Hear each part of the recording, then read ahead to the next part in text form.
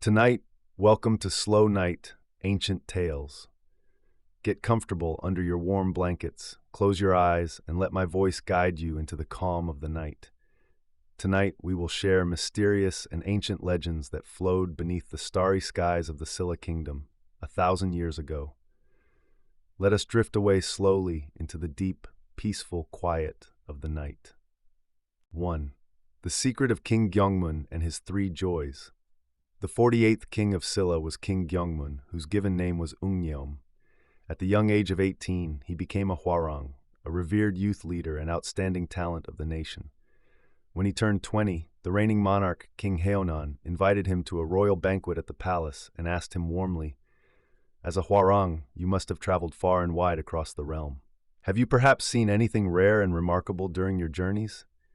Gyeongmyeong replied in a calm and gentle voice, "Your Majesty, I have seen three people of truly wonderful virtue." Intrigued, the king asked him to share their stories. Gyeongmyeong continued, "The first was one who held a high position over others, yet humbly placed himself below them. The second was one who possessed immense wealth, yet dressed with simple modesty. And the third was one who was born of noble status and great authority, yet never used his power to oppress others." Upon hearing these profound words, the king realized that Gyeongmyeong was a man of true wisdom and virtue. Moved to tears of admiration, the king said, "I have two daughters. I wish for you to become my son-in-law." Gyeongmyeong rose from his seat, bowed deeply with respect, and returned home to share the news with his parents. His parents were astonished and filled with joy. They gathered the family to discuss the matter, saying, "The king's eldest daughter is somewhat plain in appearance, while the younger princess is breathtakingly beautiful. It would be best to take the younger princess as your wife." Around this time, Gyeongmyeong's revered teacher, Master Beomgyosa, heard the news and visited him. "Is it true that the great king has offered you a princess in marriage? Which one will you choose to marry?" When Gyeongmyeong answered that he would follow his parents' wishes and marry the younger sister, his teacher earnestly advised him, "If you marry the younger sister, I will surely die before your eyes. But if you marry the elder sister, 3 wonderful blessings will come to you. Please, keep my words in your heart." Gyeongmyeong promised to follow his teacher's deep wisdom. Soon after, the king chose a fortunate day and sent a messenger, saying, "You may choose whichever of my 2 daughters your heart desires." True to his word, Gyeongmyeong replied, "I will respectfully take the elder princess as my wife." 3 months passed, and the king fell gravely ill. He summoned his officials and left his final royal decree. "I have no son to carry on the royal line. After I depart from this world, the throne must be inherited by my eldest daughter's husband, Gyeongmyeong." The next day, the king passed away, and Gyeongmyeong ascended to the throne in accordance with the royal will. At that moment, Master Beomgyosa approached the new king and said, "The 3 blessings I spoke of have now all come to pass. Because you married the elder princess, you have ascended to the throne. That is the first blessing. Because you are now king, you can naturally keep the beautiful younger sister by your side. That is the second. And because you chose the elder sister, the late king and queen rejoiced deeply. That is the third blessing." The king was deeply grateful for his teacher's wisdom, rewarding him with a high official rank and 130 taels of gold. After the king passed away many years later, the nation honored him with the posthumous title, Gyeongmun. Yet this King Gyeongmun held a strange and mysterious secret. Every evening, countless snakes would gather in the king's royal bedchamber. The palace servants were terrified and tried to chase the creatures away, but the king commanded them, "I cannot sleep peacefully without these snakes. You must never drive them away."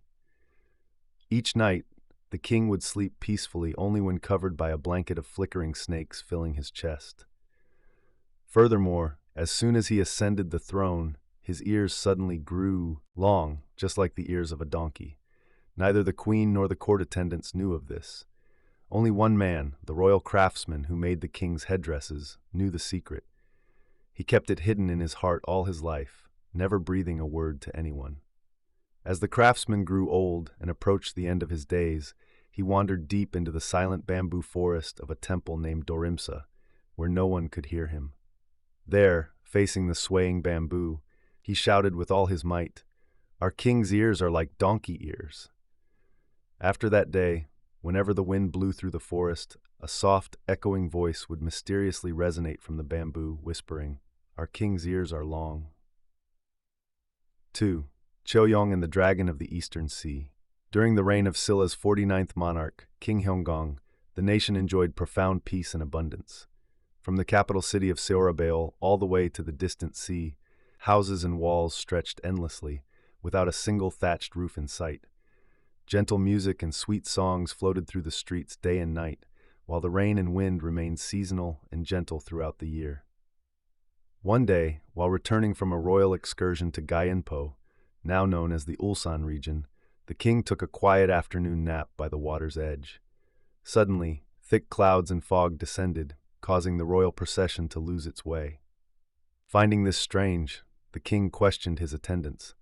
The royal astronomer bowed and explained, "This is the magical doing of the Dragon of the Eastern Sea.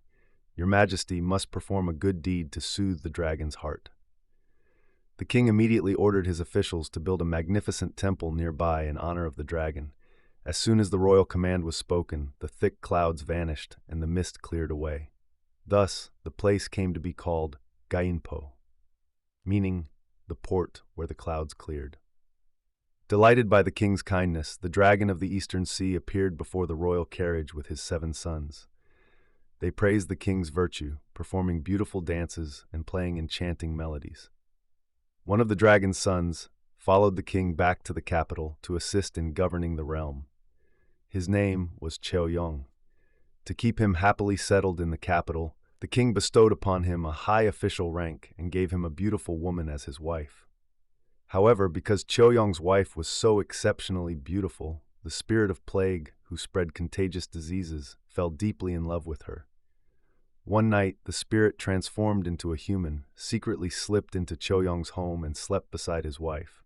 When Cheoyong returned home late that night, he found 2 people lying in his bed.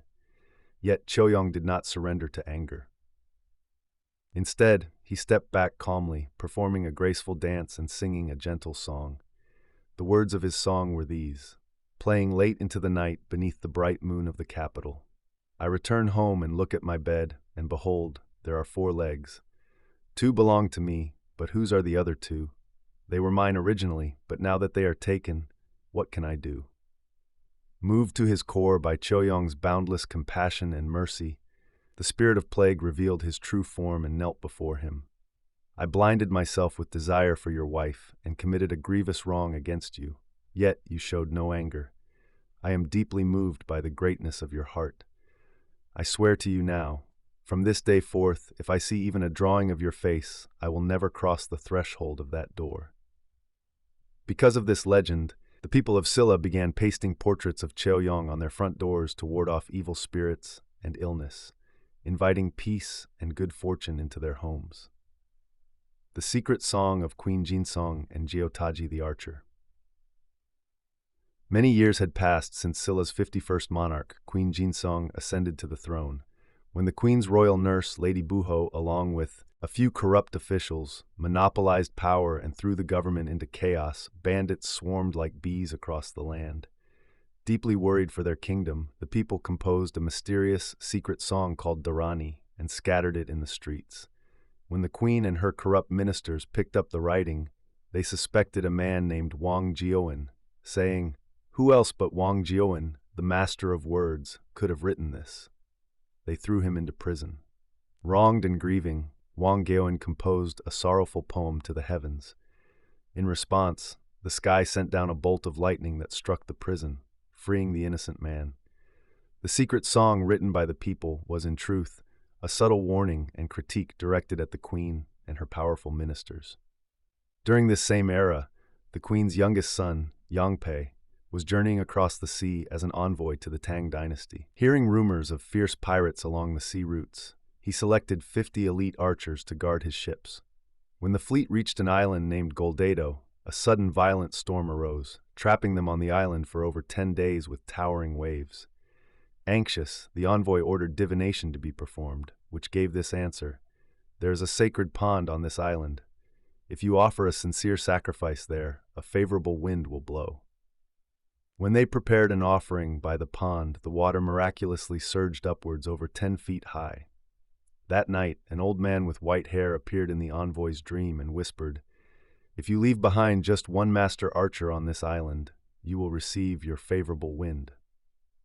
The next morning, the envoy woke and consulted his attendants. "Who should we leave behind on this island?" His men replied, "Let us write our names on 50 wooden tablets and toss them into the water to draw lots." Following this advice, they threw the tablets into the sea. Only one tablet sank beneath the waves, the one bearing the name of an extraordinary archer named Geotaji. As soon as Geotaji was left behind on the shore, a gentle, favorable wind began to blow, carrying the ship swiftly across the ocean. As Geotaji stood alone on the beach, lost in worry, the old man from the dream suddenly rose from the pond and spoke, "I am the god of the Western Sea. Every morning at sunrise, a terrifying monster disguised as a Buddhist monk descends from the sky, chanting spells as he circles this pond 3 times. Whenever he does, my family loses their strength and floats to the surface.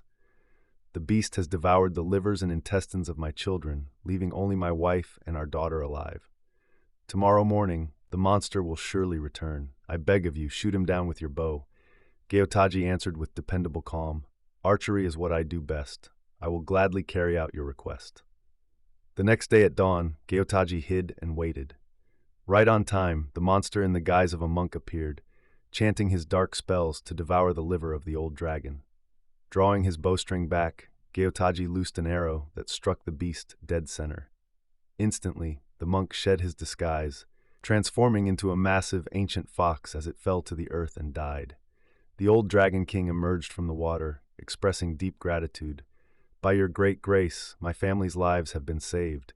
Please take my beloved daughter as your wife." The old god transformed his daughter into a delicate branch of blossoms and placed it safely inside Geotaji's robe. He then ordered 2 dragons to escort Geotaji and the envoy's fleet safely all the way to the shores of the Tang dynasty. When the people of Tang saw the Silla ships crossing the ocean carried on the backs of 2 dragons, they reported the miracle to the emperor. The emperor declared, "The envoy of Silla must be an extraordinary man sent by heaven itself." He threw a grand banquet and bestowed generous gifts of gold and silk upon them. After returning safely to his homeland, Geotaji drew the branch of blossoms from his robe. It transformed back into a beautiful woman, and the 2 lived happily together for a very long time. 4. Mysterious omens of King Hyogong's reign. During the reign of Silla's 52nd monarch, King Hyogong, many strange and wondrous marvels unfolded in the capital city of Sorobale.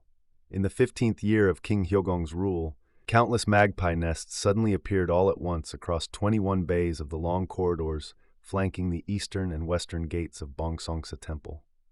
A few years later, when King Sindok ascended the throne, 34 magpie nests and 40 crow nests were woven densely into the inner corridors of Gyeongmyeong Temple, another truly mysterious sight. Furthermore, in March of one year, freezing frost fell twice despite the warmth of spring. And in June, the fresh waters and ocean tides at a place called Champo collided and surged violently for 3 whole days, as if fighting an invisible battle. In ancient times, people would gaze upon these mysterious changes in nature to glimpse the hidden flow of the world and the secrets of the future. 5. King Gyeongmyeong and the Magical Painting of Sacheonwangsa. During the reign of King Gyeongmyeong, the 54th monarch of Silla, tales of the strange and miraculous spread across the land once again. At Sacheonwangsa Temple, a dog painted in a mural suddenly came to life and began to bark. Finding this deeply unsettling, the temple monks prayed and chanted scriptures day and night for 3 days. Yet just a few days later, the painted dog began barking loudly once more for half a day. A few years later, in the month of February, the shadow of the massive pagoda at Hwangyongsa Temple miraculously stood upside down in the courtyard of a government official named Gumo, remaining that way for an entire month. And in October of that same year, the bowstrings of the guardian deities painted on the walls of Sacheonwangsa Temple all snapped in the middle of the night. It was even said that the dog painted on the wall leaped out into the courtyard, alive and breathing. before silently melting back into the painted plaster. Even now, 1,000 years later, these mysterious tales that took place beneath the night sky of ancient Silla linger softly beside us, just like scenes from a fading dream. This concludes our journey through the ancient tales for tonight. I hope these age-old legends have wrapped your night in warmth and tranquility. Now, leave all your complex thoughts behind in the stories of old and allow yourself to sink into a deep, peaceful slumber. May you have a restful and serene night with slow night, ancient tales. Good night and sweet dreams.